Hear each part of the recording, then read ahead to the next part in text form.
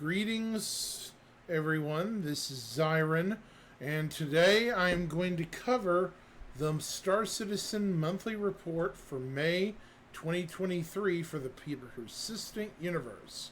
I'll probably get to doing a video for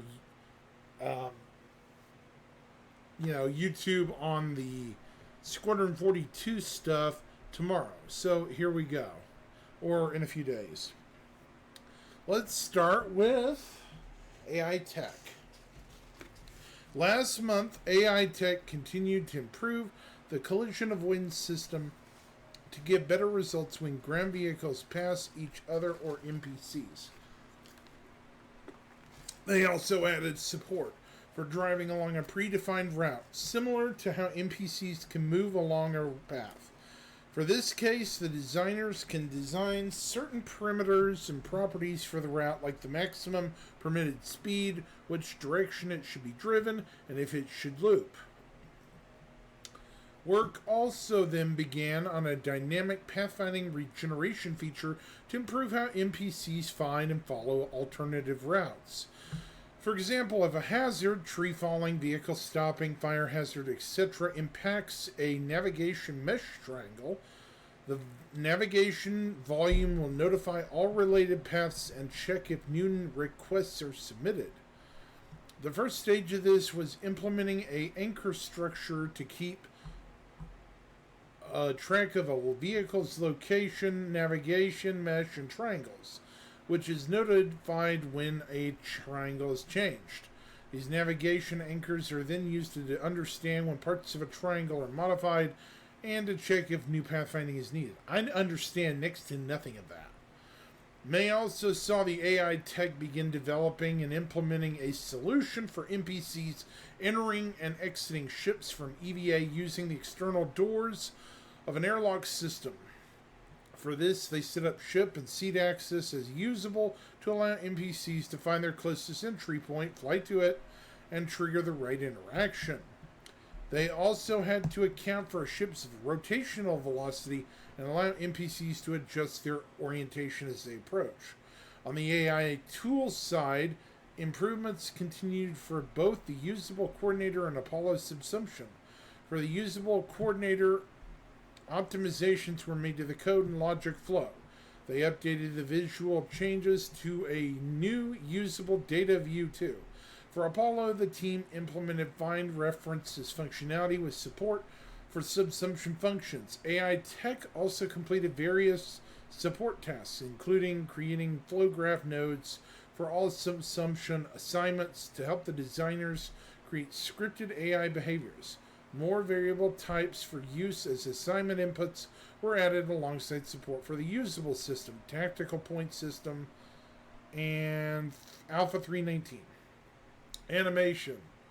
The facial team continued to create assets for PU-specific character types, this time relating to mission and gameplay. Art. Characters. In May, the concept art team began working on 2 outfits for the Dusters gang and 1 for the Headhunters. Alongside this, character concept art prepared handoff documents for further Duster outfits. This is nice to see moving along. Art ships. In the UK, the vehicle content team moved on as a yet unannounced ship through the white box phase. It's currently in gray box, with both the interior and exterior progressing well. A new ground vehicle variant progressed through the gray box stage 2. So we have 2 new vehicles coming. A ship and a ground vehicle variant. The team approached the end of their pass on vehicle tractor beams, finally. This includes work on the Origin 315P, Drake Caterpillar, and Drake Cutlass Black, Consolidated Outland Nomad, and the Mist Hull C. Development of the Crusader Spirit line continued. The C1 is almost gray box complete, while the A1 had its Lodo review scheduled for early June.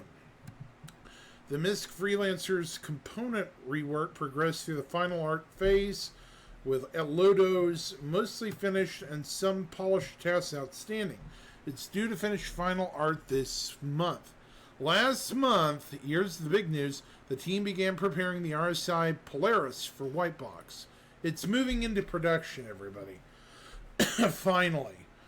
Because this is a sizable capital ship, we have been breaking the vehicle down and planning a resource pack so that an interior can be constructed out of reusable elements. Now you're wondering, why do we need reusable elements? Well, it's simple.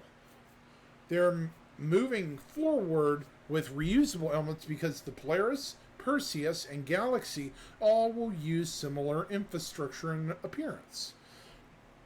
So they're making it a modular process for those three ships and possibly future variants or derivatives. We don't know. We also spent time, continuing now, we also spent time reviewing the concept to highlight any areas that would need additional design time to the new gold standard EU vehicle team.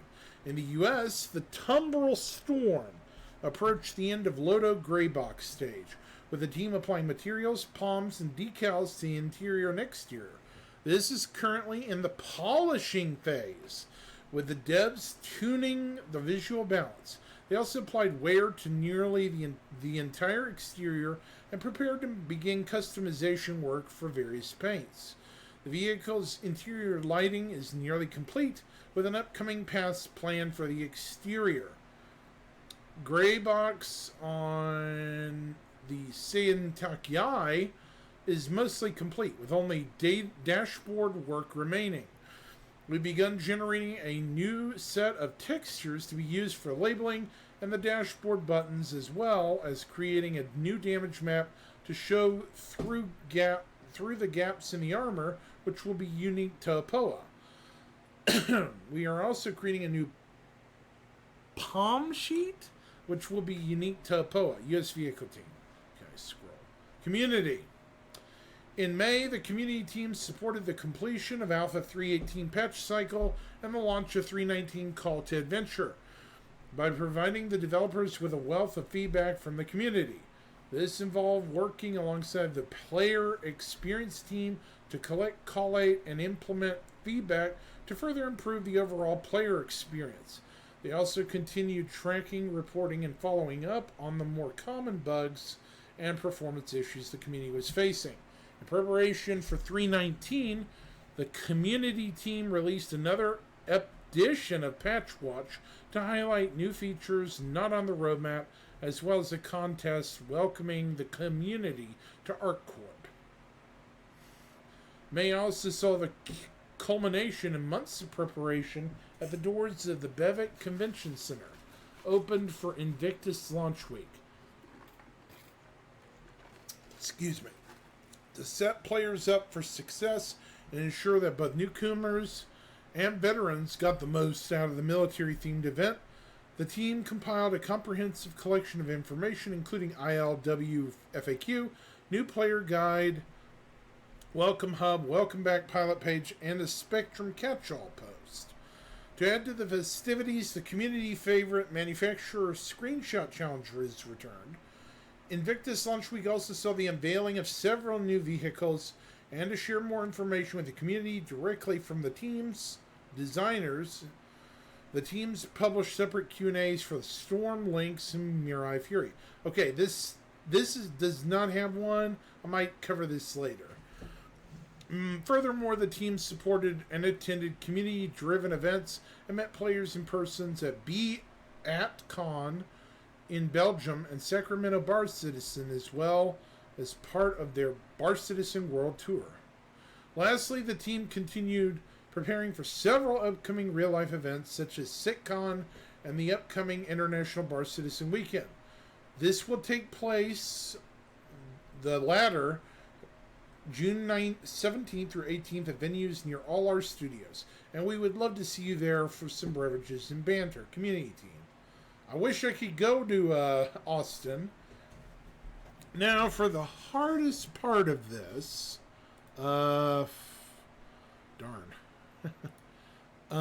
engine. Part of the core engine team's work last month was supporting Alpha 319. A major element of this was enabling design to overwrite density lifetime manager settings based on spatial markup. Once design utilizes this, the engine team will be able to add specific cleanup rules to different areas of the game. For example, some areas could be cleaned up more aggressively to prevent persistent items from negatively affecting gameplay. Whoo, we know that's going to become a thing. The team also progressed with their work on Starbuild, adding the remaining Linux support. That's good news for you Linux users. Starbuild is now in feature parity with the old code build system and will be rolled out soon to other departments. For the renderer, the team started removing legacy Gen 12 code. There's a lot to remove, but this will result in leaner and easier to maintain code when completed.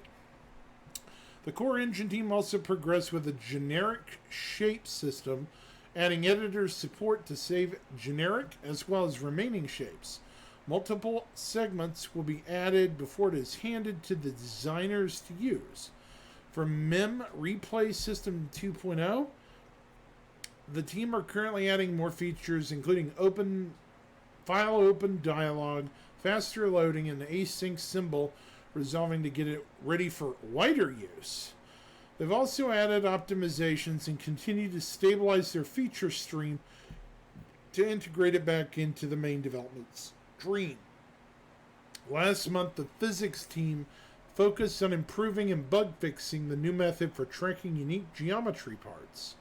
They then improved cloth simulation for better simulation results, updated the rope and pulley systems, and added cantilever support simulation. We finally physics supported vehicles on tech issues and investigated performance issues with 319 for the release team. Scrolling down. Now we have another big one. Last month in Features Arena Commander, the engineering team began a full refactor of how the game rules system specializes network variables and communications with the server, which will make it compatible with server meshing. Work also continued on a full refactor of the spawning module. Initial work was completed on a new game rule difficulty module. This was handed off to the SQ42 team for expansion, as it will be initially used to allow them to set varying parameters on the selected difficulty mode. However, the features team is expected to pick it up again after 320 for use in Arena Commander's PvE mode. Why so soon? I'm getting a weird sense for this later half of this year. A refactor was also done on how loading screens are utilized. The team are currently experimenting with having separate game mode load screens that update to show the map once a response from the server confirms where the client is setting. This will fix the long-standing issue of load screens inaccurately showing the map players are about to enter. A rework of team balancing and competitive scoring also began last month. This will enable groups of players to stay together more consistently. Balance teams based on leaderboard stats and enable a new mechanic allowing players to volunteer to switch teams if an imbalance is detected during a match. For competitive scoring, the team are currently experimenting with various adjustments, including awarding higher scores based on the kill KDA rankings of opponents and awarding lower scores for killing the same player repeatedly. This is a good thing. Finally, engineering began experimenting with increasing max server frames per second, decreasing the actor delay buffer, and increasing packet rate in an effort to reduce latency and desync in Star Marine. In May, Arena Commander's design team began, oh gasp, converting the Theaters of War spawn screen to most other game modes. What does this mean? Who knows? This will allow players to select their general spawn area, customize frames per second loadout within matches, and select frames per second and vehicle loadouts on the fly. Could this mean Theaters of War will become part of Arena Commander? That's strange. Work also progressed on an upgrade to Vandal Swarm. with the team experimenting with new gameplay function mechanics. The conversion of Security Port Korea, Post Korea, was also completed, which will be added as a new map to all game modes except Classic Race. The team also polished the track layout for the fourth new addition to the New Horizons Speedway collection, Halloran Circuit, while finishing touches to the first atmospheric arena. The arena, Winner's Circle, will be available in all dogfighting game modes. Finally, the design and VFX teams completed a pass on all locations featured an arena commander to increase their overall visual quality. Good. Characters and weapons features. Last month, the features team began working on ammo repooling, which allows players to redistribute the ammunition stored in their suit and inventory to maximize the number of full magazines. Once complete, it will make it less likely a player is left with a large number of empty magazines, or nearly empty, as it will prioritize filling up the magazine in the weapon first. The team also began exploring a new negative actor status inflicted by radiation. I knew this was coming. Radiation can be generated from a point emitter, which has a bigger impact on characters the closer they are to the source, or can be ambient within a room. Irradiated water was also explored, which affects a player and actor based on how submerged they are. When an actor is affected by radiation, the protection of their suit will start to decay. Once the protection is gone, the actor will suffer radiation sickness and will need to seek medical aid to recover. The outfit will regenerate its protective layer over time. That's interesting. The Montreal... Okay, moving on to features. Gameplay. Montreal's PU team focused on proof of concept investigation for the entity removal / trash destruction and trash bin feature. The feature's test-driven development will be based on these investigation results and proof of concept findings, the latter of which was completed last month. The team also supported the Vehicle Died event, which is used by soft death and vehicle destruction, and made quality of life bug fixes for Alpha 319.1, staging content, and game dev. Plus, an issue with the RSI Constellations series' Copilot seat UI not connecting properly to IFCS was fixed in the content files. This was combined with a bug fix aimed at the UI rules to prevent it from only tracking the pilot. These changes also create the potential for other ships to have their Copilot UI updated properly if needed. Good to have redundancy like that. Features, mission. The mission features team continued work on the ship escort, data heist, and consignment retrieval missions, and added the finishing touches to a new unlawful salvaging mission where a ship must be stripped of an incriminating paint job before law enforcement arrives. Another exciting development is we're exploring a new lightweight PvE mission or event set aboard a modified version of the Siege of Orison barge, in which players must figure out how to open shipping containers in order to steal the items within, all while Ninetales Outlaws hold down the location for themselves. Mission feature team. For Alpha 319, the team rebalanced cargo generation within ships across various ship types, including salvage, assassination, and bounty hunting. This involved removing unsellable commodities and ensuring the profit fits the risk involved. Mission features actively worked on refactoring old missions into the current modular library, including Missing Person. Good. Can we also get the, the insurance thing? That'd be nice at Delamar's orbital station. Alongside this, they refactored how the Destroy Drugs missions work and made parts of them modular. For example, the previous version spawned hundreds of individual boxes, but with the help of new code, they can simply spawn pallets that come with drug box loadouts. Alongside significantly improved performance and reliability, this method allows the team to control the number of pallets spawned for different mission difficulties. That's good. Leveling scale.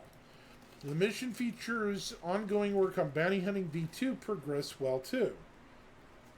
The designers are currently working with the systemic services and tools to develop the systems required to have virtual bounty hunting. Okay, virtual bounty hunting. Bounties traveling around the system. One of the engineers, with help from the Interactable team, was also developing a method for pods to attach to points in the world so they can seamlessly enter and exit the game space. Pods. Finally, the designers supported Invictus Launch Week, which involved fixing bugs and maintaining the Expo Hall transition system, the Javelin Tour, and the Bengal Flyby. Graphics, VFX, programming, and Planet Tech. The graphics feature team spent the month on performance improvements and new features, including screen space shadows, improvements to quantum jump tunnels, and render to text zone culling.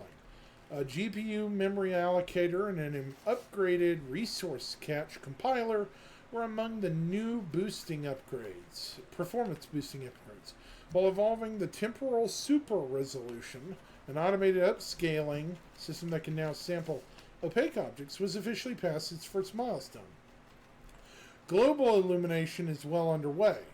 So far, the first iterations of a hash map-based Radiant cache regeneration code and ray tracing prototype were completed. Does this imply we're going to see stars that are globes and not a point source? Hope so. Improvements to Gen 12's validation error debugger were made to improve the accuracy of bug detection for faster issue assessment. In preparation for deferred render gap execution, Vulkan's frame synchronization was improved.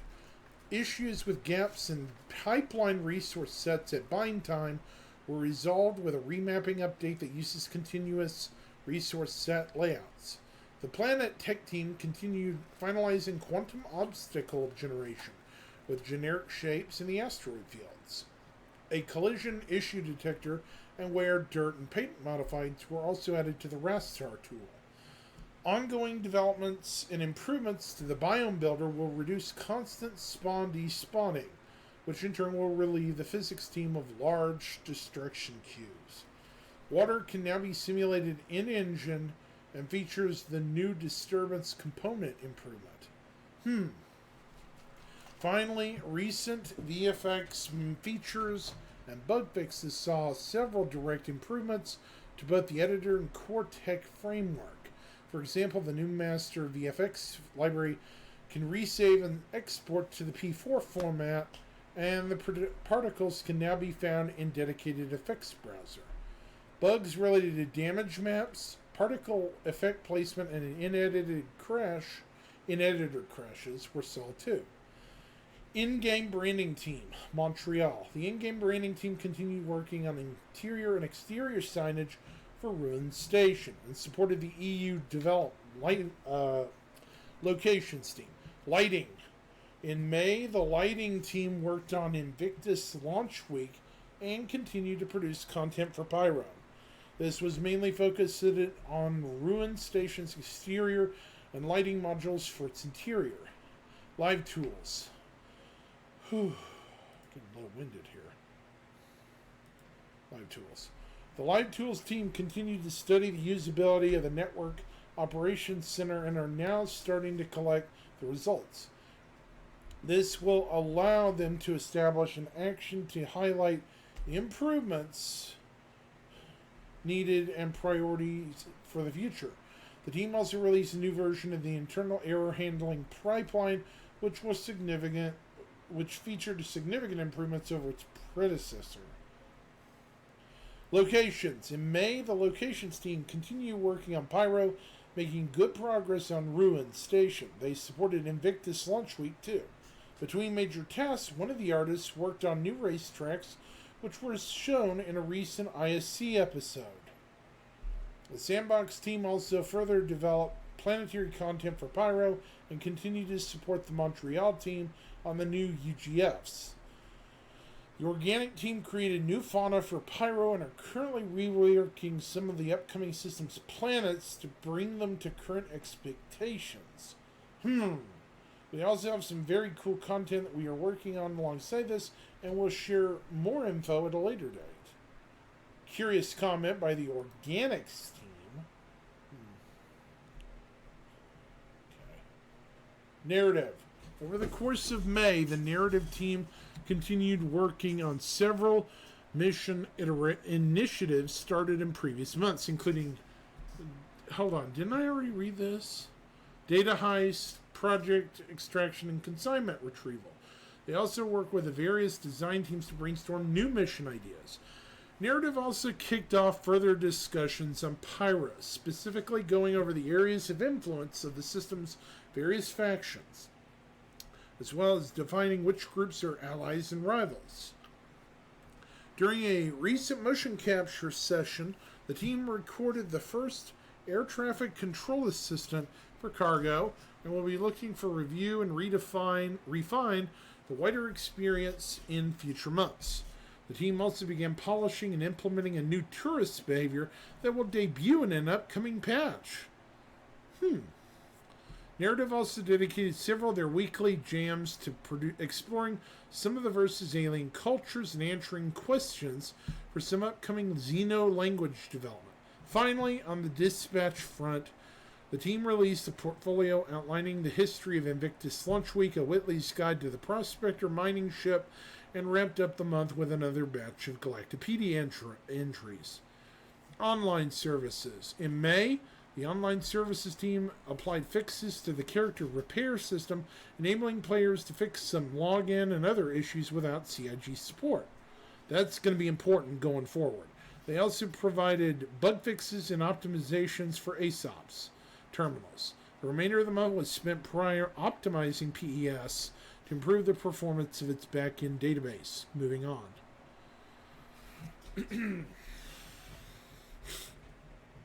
R&D. In May, the R&D team continued improving the temporal renderer mode for atmospheric and volumetric clouds.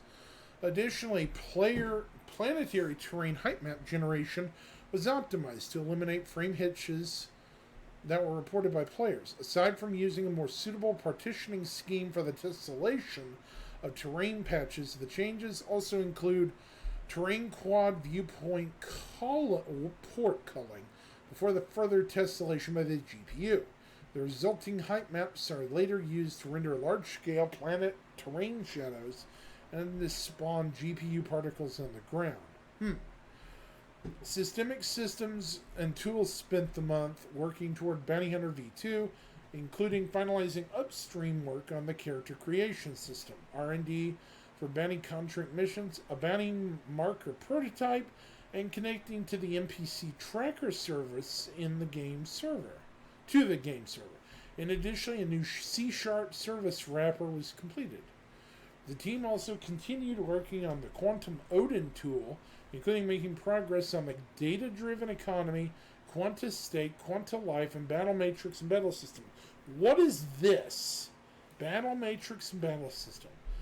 Finally, SST continued to support the recent live release, including several bug fixes and ship price modifications. UI. In May, the UI artists and designers worked on user interface with bounty hunting as well as concepts for upcoming gameplay features, while the Arena Commander team upgraded the multiplayer game's front-end menus. The UI team continued improving their tools, including making improvement fixes on and performance fixes to the debugging of complex UI screens. They also continued to work on the new interior and minimapping feature. This is initially for SQ42, but will eventually be added to the PU, making navigating caves and landing zones a much smoother experience. Can we also get the new star map, please? VFX. Last month, the VFX team revisited several old particle libraries to take advantage of newer attributes that didn't exist when they were originally created. For example, alpha erosion is set that erodes a particle's alpha channel, reducing overall transparency in the process and helping optimize the game's visuals. This was used effectively in Lorville's recently updated Chimney Smokes FX. Work also continued on several new derelicts and the modular kits for various pyro locations. So, okay. That's it for this one. I guess roadmap will be next week. Is it? Yeah. Before I leave, I wanted to check something. 320 is going to get really busy. It's going to get crazy, yeah. So, deliverables. Yeah, I'm... What's this? That was 314. Miss Hull A, Miss Hull C, which is done. Hold on. Your Eye Fury. They removed a lot of stuff. What the frick? Where'd this go? Huh. Strange. That never updated much, did it? I don't know. Okay. Well, Theaters of War. So what's going to happen to this, I wonder? I don't know. I just came here to look at some stuff. That's weird. Anyways. They've really shrunk this. Something's going on. There's so few updated stuff. RSI. Where's the Polaris? That's strange. I don't know. They removed a lot of stuff from the deliverables. This is curious too. Well, that's it. I don't know. If you're more interested in that, you might want to check it out on your own time, but it looks like we have some exciting times ahead. Anyways, I'm signing off here. Leave a like and subscribe if you think I did a good job. This has been Zyron, signing off.